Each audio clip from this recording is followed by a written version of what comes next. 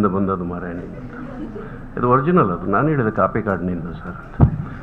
ಆವಾಗಲೇ ನನ್ನನ್ನು ಹೊರಗೆ ಹಾಕಿದ್ದಾರೆ. First day babies day out, first day.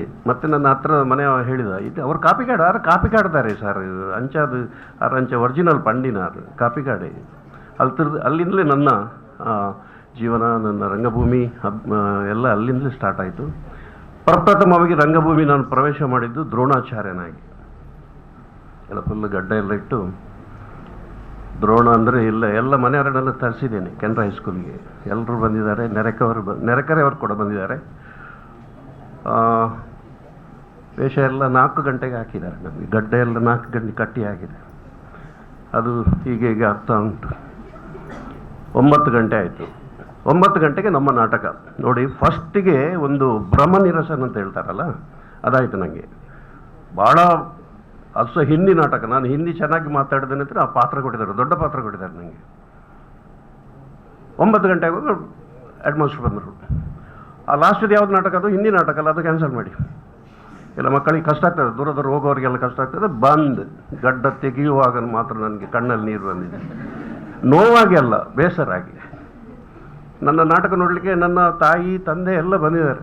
ಇಲ್ಲ, ಗಡ್ಡ ತೆಗೆದು ಕಲಿಸಿದ್ರು. ಇದು ಫಸ್ಟ್ ಒಂದು ದೊಡ್ಡ ಅನುಭವ ನನಗೆ ರಂಗಭೂಮಿ ಪ್ರವೇಶಕ್ಕೆ. ಅದು ಒಳ್ಳೆಯದಾಯಿತು. ಹಠ ಸಿಕ್ತು. ಆಮೇಲೆ ನಾರದ ಮಾಡಿದೆ. ನಾರದ ಅಂತ ನನಗೆ ನಾಗಮಣಿ ಹೆಸರಾವ್ ಅಂತ ಟೀಚರ್ ಇದ್ದರು. ರಂಗಭೂಮಿಯಲ್ಲಿ ಏನಾದರೂ ಸಾಧನೆ ಮಾಡಬೇಕು ಅಂತ ಆಗಲೇ ಇತ್ತು ನನಗೆ. ನಗಿಸ್ತಾ ಇದ್ದೆ, ಇಡೀ ಕ್ಲಾಸನ್ನು ನಗಿಸ್ತಾ ಇದ್ದೆ, ಹೊರಗೆ ಹೋಗ್ತಾ ಇದ್ದೆ. ಇದು ನನ್ನ ದೈನಂದಿನ ಚಟುವಟಿಕೆ. ನನ್ನಲ್ಲಿ ಏನೋ ಒಂದು ನಗಿಸುವ ಒಂದು ಆರ್ಟ್ ಇದೆ, ಒಂದು ಕಲೆ ಇದೆ ಅಂತ ನನಗೆ ಆವಾಗಲೇ ಗೊತ್ತಿತ್ತು. ನಾನು ನಗುವುದಿಲ್ಲ, ನನ್ನ ಎದುರಿನವ್ರು ಎಲ್ಲ ನಗ್ತಾರೆ. ನಾನು ಈಗ ಎಂತಾದರೂ ಹೇಳ್ತಾ ಇದ್ದೇನೆ, ಅವರೆಲ್ಲರೂ ನಗ್ತಾರೆ, ಎಲ್ಲ ಗೆಟ್ ಔಟ್ ಹೋಗಿ. ಹೀಗೆ ನನ್ನ ದೈನಂದಿನ ರಂಗಭೂಮಿದ್ದು ಆ ಚಟುವಟಿಕೆ ಭಾಳ 8th ಸ್ಟ್ಯಾಂಡರ್ಡಲ್ಲಿ ಸ್ಟಾರ್ಟ್ ಆಯಿತು. 8th ಸ್ಟ್ಯಾಂಡರ್ಡಲ್ಲಿ ನಾಟಕ ಬರೆಯಲಿಕ್ಕೆ ಹೇಳಿದರು. ಆನಂದ ಬಾಷ್ಪ ಅಂತ ಒಂದು ನಾಟಕ ಬರೆದೆ. 8ನೇ ತರಗತಿಯಲ್ಲಿರುವಾಗ ಆನಂದ ಬಾಷ್ಪ ಅಂತ. ನಮ್ಮ ಹೆಡ್ ಮಾಸ್ಟರ್ಗೆ ಭಾಳ ಖುಷಿ ಆಯ್ತದು. ಆವಾಗ ಅದರ ಹಾಸ್ಯ ಸನ್ನಿವೇಶಗಳು ಅದನ್ನೆಲ್ಲ ಆವಾಗ ಅವರು ನನ್ನನ್ನು ಕರೆದು ಹೇಳಿದರು, ನಿನ್ನಲ್ಲಿ ಏನೋ ಇದೆ ಮರೆ, ದೇವು ಅಂತ ಕರೆದವರು. ದೇವು ನಿನ್ನ ದಾದನ ಉಂಡು ಮರೆ, ಐನು ದಕ್ಕದು ಬಡಚವು ಕೊನೋ ದುಮ್ಕೊನ ಅಂತ ಹೇಳಿದರು. ಆಯ್ತು ಸರ್, ಆಯಿತು ಅಂತ ಹೇಳಿದೆ. ಹಾಡ್ತಾ ಇದ್ದೆ. ಎಲ್ಲರೂ ಒಂದೇ ಬಾಟ್ಲಲ್ಲಿ ಹಾಕಿ ಕಳಿಸಿದ್ದಾರೆ. ದೇವರಿಗೆ ಥ್ಯಾಂಕ್ಸ್ ಹೇಳಬೇಕು, ಎಲ್ಲ ನಿಮ್ಮೆಲ್ಲರ ಆಶೀರ್ವಾದ. ಹಾಡ್ತೇನೆ, ಬರೀತೇನೆ, ಆ್ಯಕ್ಟಿಂಗ್ ಮಾಡ್ತೇನೆ. ಭೂಮಿಯಲ್ಲಿ ಮಿಂಚು ಹಾಗೆ ಮಾಡುವ ಒಂದು ಪ್ಲ್ಯಾನ್ ಇದೆ ನನ್ನ ಹತ್ರ. ಅದು ನೆಕ್ಸ್ಟ್ ಇಯರ್ ಬಹುಶಃ ನಾನು ಸ್ಟಾರ್ಟ್ ಮಾಡ್ತೇನೆ. ತರಬೇತು ಕೇಂದ್ರ. ತುಂಬ ಮಂದಿ ಮಕ್ಕಳು ಮೇಡಮ್, ತುಂಬ ಮಂದಿ. ನಾನು ಓದಲ್ಲೆಲ್ಲ ಈಗ ಒಂದು 2000-3000 ಜನ ಇರ್ತಾರೆ.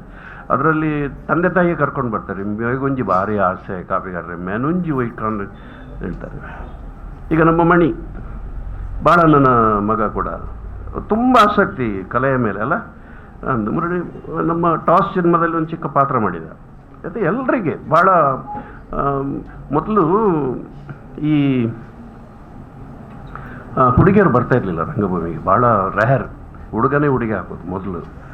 ಈಗ ಎಷ್ಟು ಮಂದಿ ಸಹ ಬರ್ತಾರೆ ಅಂದರೆ ಆಸಕ್ತಿ, ಅಷ್ಟು ಆಸಕ್ತಿ ಇದೆ. ಅಭಿನಯ ಮಾಡಬೇಕು, ನಾನು ಪರಿಚಯ ಆಗಬೇಕು. 100% ಬರ್ತಾ ಇದ್ದಾರೆ. ಇದು ನನಗೆ ಈಗ ಒಂದು 7, 8, 9 ಮಕ್ಕಳು ನನ್ನ ಹತ್ತಿಗೆ ಫೋಟೋ ಕಳಿಸಿದ್ದಾರೆ. ಸರ್ ಚಾನ್ಸ್ ಇತ್ತು ಪನ್ಲೆ ಅಂತ. ಇದು ಮೊದಲು ಇರಲಿಲ್ಲ ಮೇಡಮ್. ಇದು ನಾವು ಮೊದಲು ಮನೆಗೆ ಹೋಗಿ ಅವ್ರ ಹತ್ರ ಬೇಡಬೇಕು. ಇನ್ನು ಮಗಳೊಂಜಿ ಎಂಕಲ್ನ ಎಡ್ಡೆ ತಂಡ ಕಡಪುರ ಅದೇನು ಇಲ್ಲಡೆ ಕಂತದ್ದು ಬುಡ್ಪಿನಪುರ ಎಂಕ್ಲೆ ಪಕ್ಕ ಮೇಡಮ್ ಒಟ್ಟಿಗೆ ಪೋಲಿ ದಾಲ ಪೋಡಿಸಿ ಅಂತ. ಈಗೆಲ್ಲ ಅವರನ್ನು ಕನ್ವಿನ್ಸ್ ಮಾಡಿ ಕರೆಸ್ಬೇಕಾಗಿತ್ತು. ಈಗ ಹಾಗಲ್ಲ. ಈಗ ಕಾಪಿ ಕಟ್ರೆ ನನ್ನ ಮಗಳಿಗೆ ಒಂಚೂರು ಚಾನ್ಸ್ ಕೊಡಲಿ, ಅಲ್ಲಿ ಎಡ್ಡೆ ಹುಷಾರಲ್ಲ ಪಕ್ಕ ಸದ್ಯ ಮದ್ಮೆ ಇಜ್ಜೆ ಅಲ್ಲಿಗಿತ್ತೆ ಅಲ್ಲ. ಮದುವೆಗೆ ತುರ್ಕ ಹೋದರೆ ಮತ್ತೆ ಇಲ್ಲಲ್ಲ ಮೇಡಮ್. ಅದು ಒಮ್ಮೆ ಟ್ರೈನ್ ಆದಮೇಲೆ ಇನ್ನೊಂದು ಸಲ ತಯಾರು ಮಾಡಲಿಕ್ಕೆ ಭಾಳ ಕಷ್ಟ ಆಗ್ತದೆ. ಹಾಗೆ ನಮ್ಮಲ್ಲಿ ಈಗ ತುಂಬ ಮಂದಿ ಮಕ್ಕಳು ಬಂದಿದ್ದಾರೆ, ಪ್ರೊಫೆಷನ್ ಆಗಿ ಕೆಲಸ ಮಾಡಲಿಕ್ಕೆ ಬಂದಿದ್ದಾರೆ. ತಿಂಗಳಿಗೆ ಒಂದು 30 ಶೋ ಇರ್ತದೆ, 28-30 ಶೋ ಇರ್ತದೆ. ಸೀಸನಲ್ಲಿ ಡೈಲಿ ಇರ್ತದೆ. ಒಂದು ಇನ್ಕಮ್ ಕೂಡ ಆಗ್ತದೆ. 11-12 ಗಂಟೆ ಒಳಗೆ ಮನೆಗೆ ನಾವು ಅವರನ್ನು ಬಿಟ್ಟು, ಜವಾಬ್ದಾರಿಯಿಂದ ಮನೆಗೆ ಬಿಟ್ಟು ಮತ್ತೆ ಬರ್ತೇವೆ. ನಾವು ಮೊದಲು ಅವರನ್ನು ಬಿಡ್ತೇವೆ, ಅವರಿಗೆ ಪ್ರಿಫರೆನ್ಸ್. ಅದರಿಂದ ಎಲ್ಲರೂ ಈಗ ತುಂಬ ಆಸಕ್ತಿ ತೋರಿಸ್ತಾ ಇದ್ದಾರೆ. ಒಂದು ಶಾಲೆ ಅದರಲ್ಲಿ ಮಕ್ಕಳು ಇರ್ತಾರೆ, ದೊಡ್ಡವರು ಇರ್ತಾರೆ, ಎಲ್ಲರೂ ಇರ್ತಾರೆ. ರಂಗಾಸಕ್ತರು ಎಲ್ಲರೂ ಬರುವ ಹಾಗೆ ಅದಕ್ಕೆ ತರಬೇತಿ ಕೊಡಲಿಕ್ಕೆ ಯಾವುದಾದ್ರೂ ಒಂದು ಹಿರಿಯ ನೀನಾಸಮ ಇನ್ನು ಯಾವುದು ನಾನು ಇರ್ತೀನಿ, ಮತ್ತು ನಮ್ಮೊಟ್ಟಿಗಿದ್ದ ಎಕ್ಸ್ಪೀರಿಯನ್ಸ್ ಇದ್ದ ಹುಡುಗರು ಇರ್ತಾರೆ. ಅವರನ್ನು ನೇಮಕ ಮಾಡಿ ಒಂದು ಕ್ಲಾಸ್ ತಗೊಂಡು ಅವರಿಗೆ ತರಬೇತಿ ಕೊಡುವ ಒಂದು ಯೋಜನೆ. ಇದು ಒಂದು 2 ವರ್ಷಕ್ಕಿಂತ ಮುಂಚೆ ಮಾಡಬೇಕಿತ್ತು ನಾನದು. ಕೊರೋನಾದ ನಂತರ ಅದು ಆ ಪ್ಲ್ಯಾನ್ ಸ್ಟಾಪ್ ಆಯಿತು. ಮುಂಚೆ ಲವ್ ಆಗಿದೆ, ನಾನು ಮಾಡಲಿಲ್ಲ ಅಷ್ಟೇ. ಅದರಲ್ಲೇ ಲವ್ವಲ್ಲೇ ನಾನು ಮದುವೆ ಆದದ್ದು, ಅದೊಂದು ನೆನಪಿದೆ. ಹೌದು ಹೌದು, ಗೌರ್ಮೆಂಟ್ ಕಾಲೇಜಲ್ಲೇ ಲವ್ ಆಯಿತು. ನನ್ನ ಒಬ್ಬಳೆ ಹೆಂಡತಿ, ಅದೇ ಕೊನೆ ಹೆಂಡತಿ. ಅದು ಅಲ್ಲೇ ಸೆಕೆಂಡ್ ಪಿ ಯು ಸಿಯಲ್ಲಿದ್ದರು, ನಾನು ಫಸ್ಟ್ ಡಿಗ್ರಿಯಲ್ಲಿದ್ದೆ. ಅಲ್ಲೇ ಲವ್ ಆಯಿತು, ಮತ್ತೆ ಬಿಡಲಿಲ್ಲ. ಫಸ್ಟ್ ಪಿ ಯು ಸಿ ಅವಳು ಫಸ್ಟ್ ಪಿ ಯು ಸಿ, ನಾನು ಫಸ್ಟ್ ಡಿಗ್ರಿ. ಎಸ್, ಅಲ್ಲಿಂದ ಮುಂದುವರಿಯಿತು. ಸಂಗೀತದಲ್ಲಿ ಸಂಗೀತಕ್ಕೆ ಮಾಡಲು, ಸಂಗೀತದಲ್ಲಿ ಲವ್ ಆಯಿತು, ಸಂಗೀತದಲ್ಲಿ ಮಗು ಆಯಿತು. ಅದು ಯಾಕೆ ಹೇಳಿದರೆ ಅಂದರೆ, ಅವ ಸಹ ಹಾಡ್ತಾನೆ ಈಗ, ಸಿಂಗರ್, ಇದು ಪ್ಲೇಬ್ಯಾಕ್ ಸಿಂಗರ್, ಈಗ ಒಳ್ಳೆ ಸಿಂಗರ್ ಅರ್ಜುನ್. ಸಂಗೀತ, ಅವಳ ಮಗಳಿದ್ದಾಳೆ ಈಗ, ಕಿನ್ನಿ ಅವಿಕಾ ಅಂತ, ಶ್ರುತಿಬದ್ಧವಾಗಿ ಹಾಡ್ತಾಳೆ. ಈಗ ಅವಳಿಗೆ 4 ವರ್ಷ. ಅಯ್ಯೋ 100%, ಅದನ್ನು ಅನೌನ್ಸ್ ಮಾಡ್ತೀನಿ ನಾನೀಗ. ಅಜ್ಜಿ ಹಾಗೆ ಆಯಿತು, ನೋಡೋ ಗೊತ್ತಾಗೋದಿಲ್ಲಲ್ಲ.